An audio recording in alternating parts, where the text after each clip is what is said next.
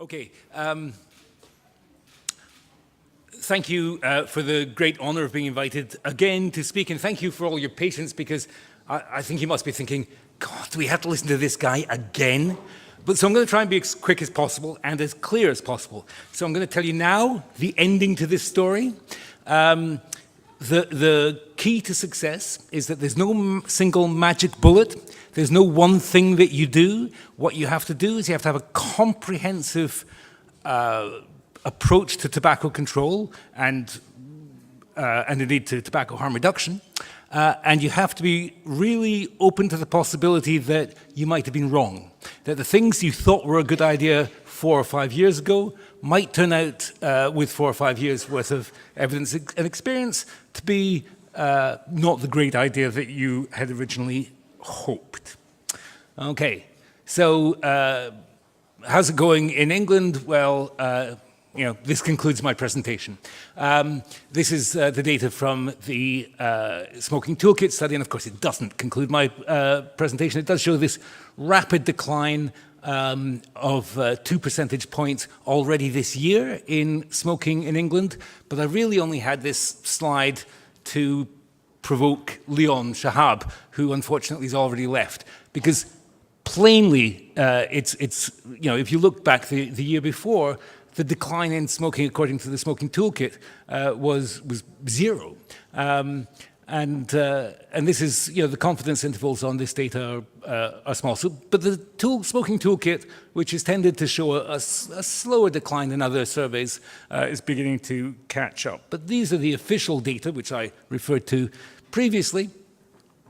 And you can see that since 2013, when we introduced this very big APS survey, annual population survey, with a sample of 250,000, we've observed accelerated declines in smoking to just under 15%. So that's tying in quite nicely with the latest figures from the Smoking Toolkit study.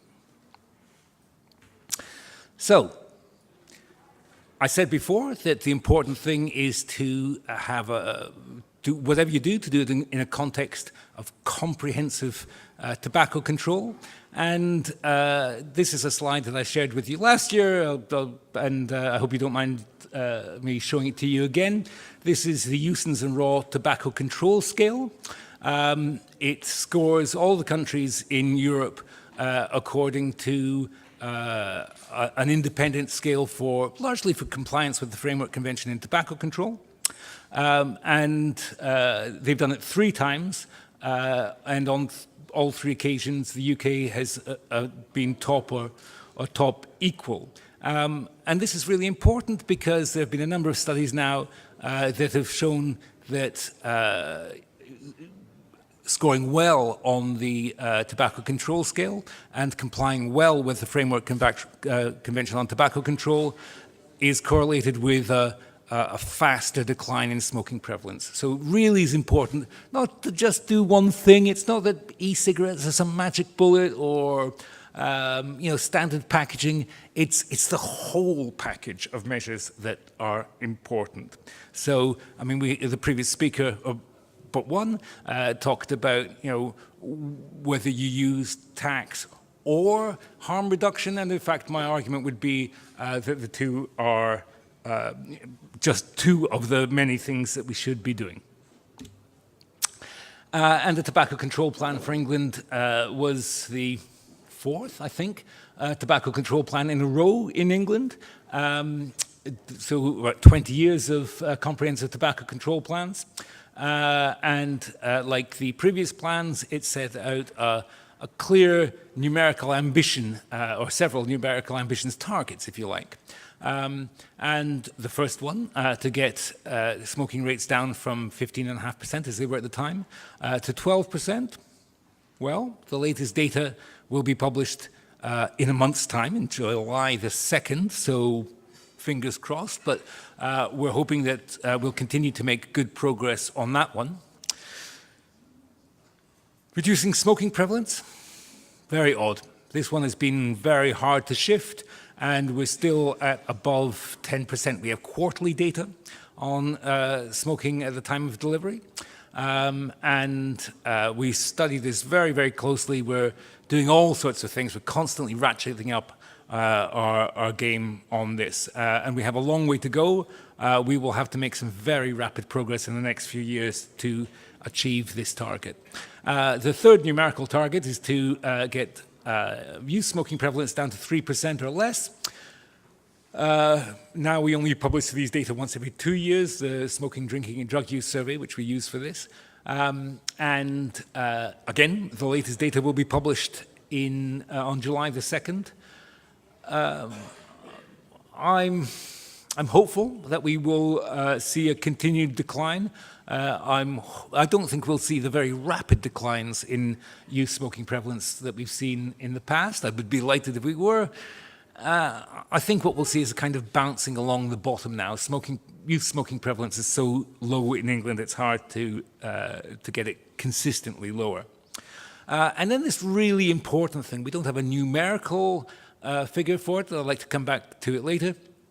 Reducing the inequality gap, because there are still, there are populations where we've got smoking prevalence down to 4 or 5% already, and that's great. But there are other populations that are being left behind, not just geographies, parts of the country where smoking prevalence is 25% or higher, but also populations like people with mental health problems, where consistently the highest level, or homeless people, people in social housing, and there's much more that we have to do to support those smokers to quit. So this is just the page on tobacco harm reduction, because this is what I was invited to speak about, but there are pages on all the major areas of tobacco policy in the plan, and this is the array of measures that we've set out. And you can see that really important is this scrutiny of the data, this understanding that we have to measure our impact carefully and keep the data under constant review. And to that end, the government has commissioned Public Health England to repeat our evidence updates on electronic cigarettes every year. Now, we've done one where we included heated tobacco products, and we've got another one to come out in February of next year, January, February of next year, and another one the year after that. And then our well, I hope will be our final season finale, grand finale report after that. Those are going well. I think they're continuing to be useful, and a number of colleagues have referred to them so far. We also have heard about the absolute central importance of health professionals and giving them guidance and reassurance on how they can help smokers to quit and in some cases to switch. Making sure that medicine regulations are fit for purpose. We've heard about this. I think one of the concerns we have is that so far we have only one e-cigarette that's been licensed as a medicine. The first one ever in the world, of course, but only one, and that hasn't come to market. So what's wrong with that? We've heard about the importance. I'm a great believer in the availability of of e-cigarettes licensed as medicines. I think I agree that that's a very important additional option in the market, so that clinicians can feel really confident that the product has been shown as safe and effective, and I think that would introduce a whole new bunch of health professionals and smokers who would have the confidence to quit smoking using an e-cigarette. We're not there yet. Why not? Well, we're continuing to work on that. And then this really tricky thing, a policy environment for switching but not starting.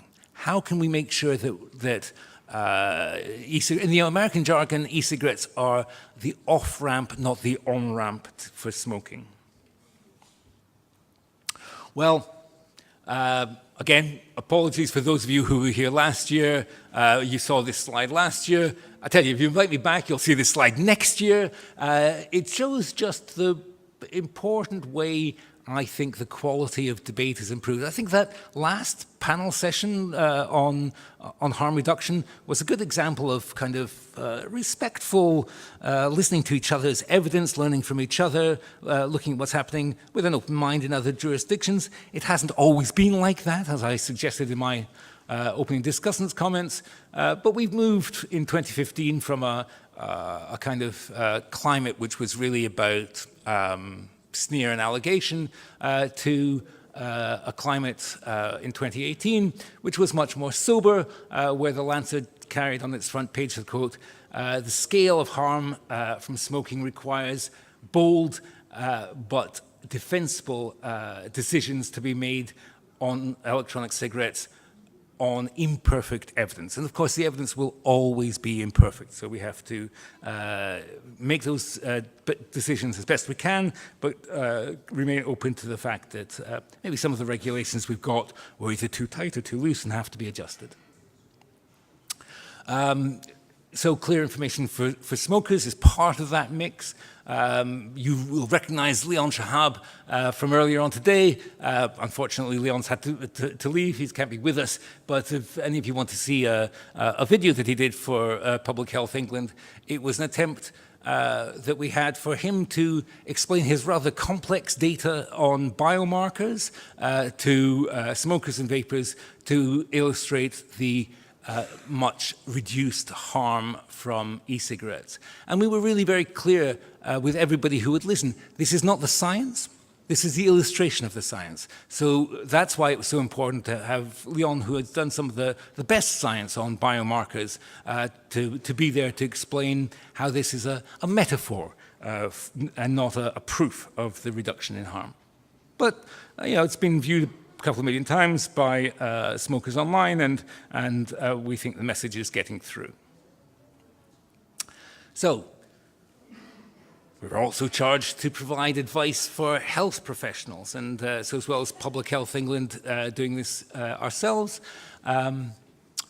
When we share these presentations, will they be as PDFs or will they be as PowerPoint shows? Because these are all live links that will take you to these documents, so as well as the publications from Public Health England and the National Centre for Smoking Cessation and Training, which we commission, which was referred to very generously in this morning's presentations. We also have the Royal College of Psychiatrists, excellent advice from the British Medical Association. So they have a page that says, e-cigarettes, what a doctor should say.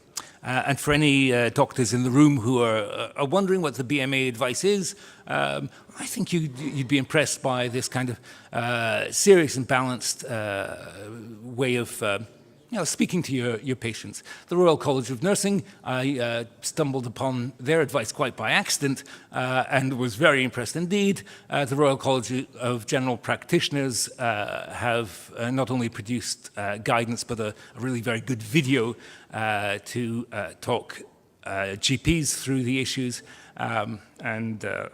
Public Health England, as I say, a variety of works, including some material on what works in smoking cessation.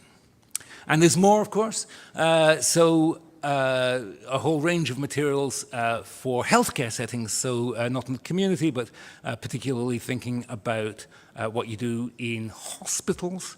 Interestingly, the National Fire Chiefs Council have entered the fray, and they give some very helpful advice on fire risks, both absolute and relative, and NHS improvements, estates and facilities advice on handling e-cigarettes and their recharging. Of course, all rechargeable devices, including telephones and laptop computers, risk fires. So it's important to manage those products safely and for their recharging to be supervised. And I mentioned the very high rates of smoking in mental health, in people with mental health problems, and therefore in mental health settings, where I think a special effort has to be made. Now, there's a really big question that we're rightly concerned about. Could the increased use of e-cigarettes somehow result in smoking becoming renormalized, that somehow e-cigarettes might make smoking appear to kids to be a normal, good, cool thing to do.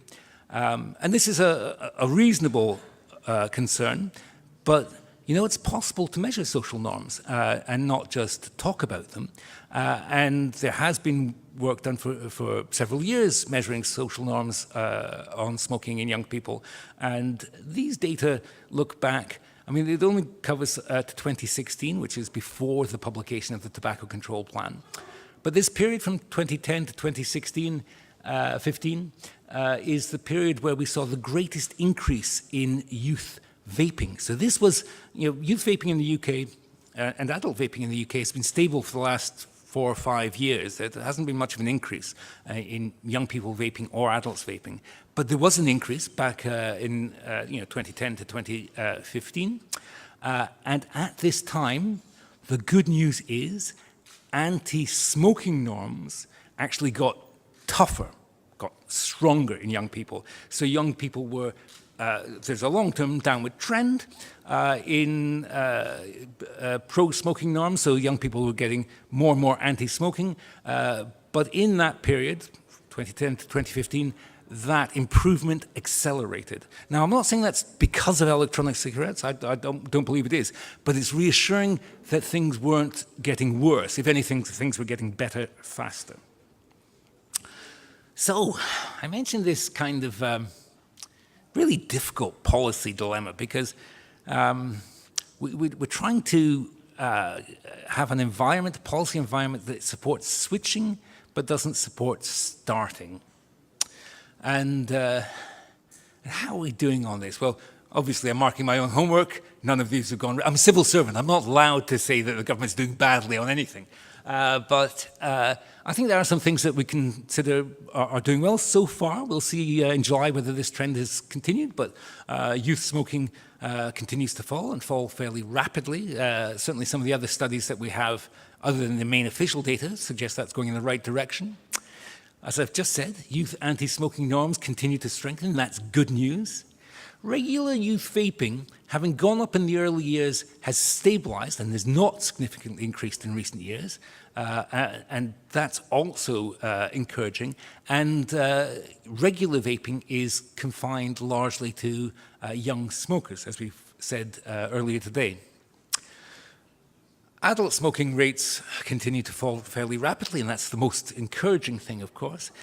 And then, as I said, adult vaping rates are stable at around 5%. So the Smoking Toolkit has had e-cigarette use at 5% of adults for the last 4 or 5 years. And I've scored that as amber because my instinct is that I'd want to see it going up.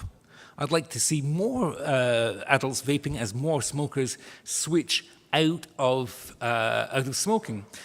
But I'm not too worried about it because maybe 5% is the width of the pipeline, the diameter of the pipeline of smokers transitioning out of nicotine use completely.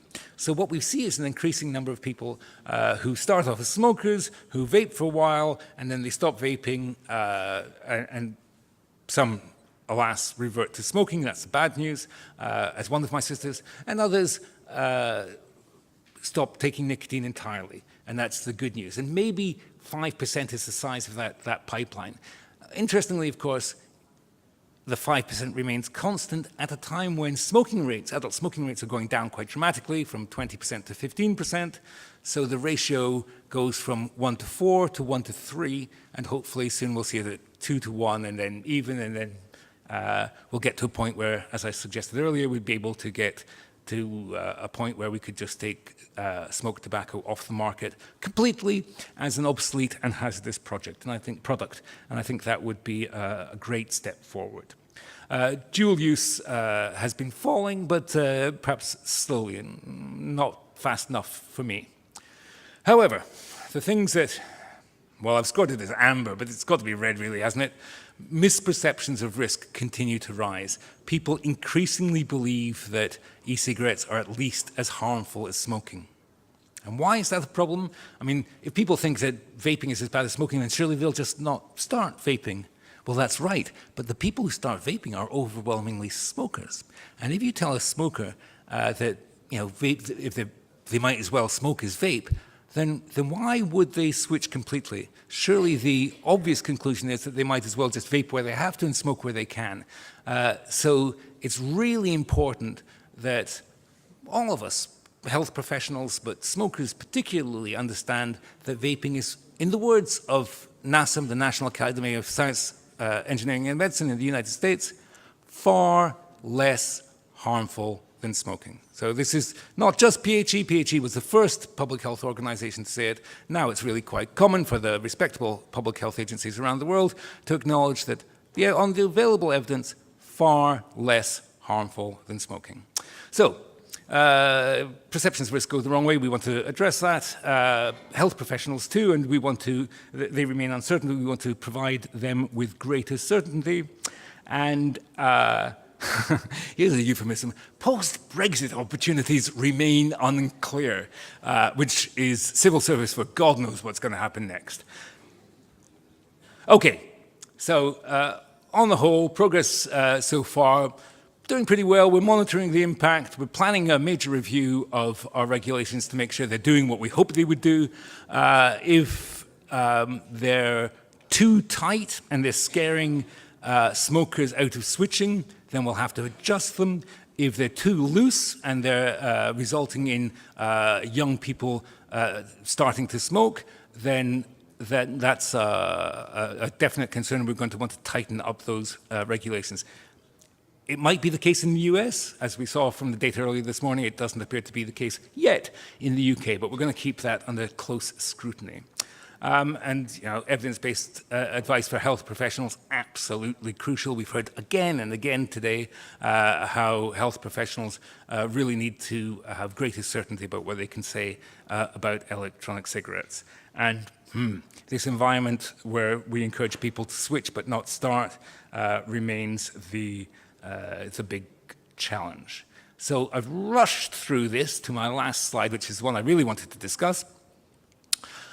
Which it picks up on a really interesting paper by Lynn Kozolski about a policy experiment being worth 1 million lives. So in it, he looks at the issues that are key to tobacco harm reduction.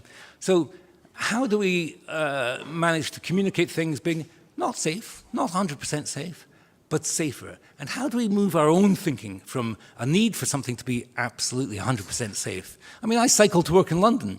That's not 100% safe, not by a very long way, but it's safer and healthier than the alternatives. And I kind of like it, and why shouldn't I get to do that? So as safe as you want to be is the idea I was alluding to earlier. I've given up on telling you guys only to have safer sex. You guys are going to take the risks. You're going to have your own balance of risk and rewards that you're going to choose for yourself. It's my job to help me be as safe as you want to be. If you want to be safer, whether it's in tobacco or sex, I'm absolutely up for giving you all the support I can. And we know that most smokers they just want to get rid of the horrible harm from smoking, and we're up for supporting that. But here's an interesting question that Lynn raises. What about initiation to less harmful alternatives? If young people, they're not starting to smoke, that's fine. But what if they're starting to vape and not smoke? How do we feel about that? Is there any degree in which we can be comfortable with such a thing? We had a presentation on economics earlier. Affordability of smoking is critical, but with e-cigarettes and tobacco and e-cigarette taxes, which we heard about in Iceland, this introduces really important cross-elasticities. By that, I mean, if you've got an alternative which is satisfying, butter and margarine, right? If you like butter, but margarine's quite good, then the price will make a big difference. If butter's a lot more expensive, then you might use more margarine. If they're the same price, you'll probably go for the one that you, well, I don't know, maybe you'll decide butter's not healthy enough for you, and you'll want to go for the healthier alternative. Same is true with e-cigarettes and tobacco. We know that the price differential between those two is really important for switching.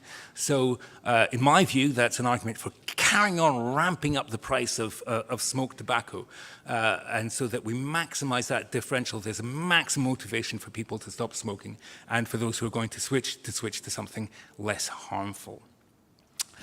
Similarly, we have the same age of sale in UK for e-cigarettes and for smoked tobacco. I think there's a reasonable question about that, whether that's the right policy. Surely we want to have a proportionate policy, and that might mean raising the age of sale of tobacco to 21 or to 25 perhaps, or even higher. And it's really important that we use our policies to convey this message of differential risk, so proportionate regulation. Measuring renormalization and denormalization rather than simply asserting it, I think, is important. I'm going to cut to the last two, energetically reducing inequalities. I believe that my boss, Duncan Selby, wrote recently about a project that's in its very early stages of putting e-cigarette starter pack schemes in food banks, so that there's a voucher where you can talk to an advisor about and get access to, if you're a smoker, get access to e-cigarettes to help you quit. It's by the same team who are doing a project with homeless people. Getting homeless people to stop smoking is really, really hard. But one of the most, and the quant data on this pilot project is really pretty good, but the qualitative data is what's really compelling. One of the respondents said, more than anything, switching to vaping has made a big difference to my dignity. I'm no longer fishing around in the gutter for other people's cigarette butts. And that speaks volumes. So, final line, of course, make international comparisons. It's really important that we learn from each other and we carry on learning from each other in the light of evidence and not in the face of it. Thank you very much.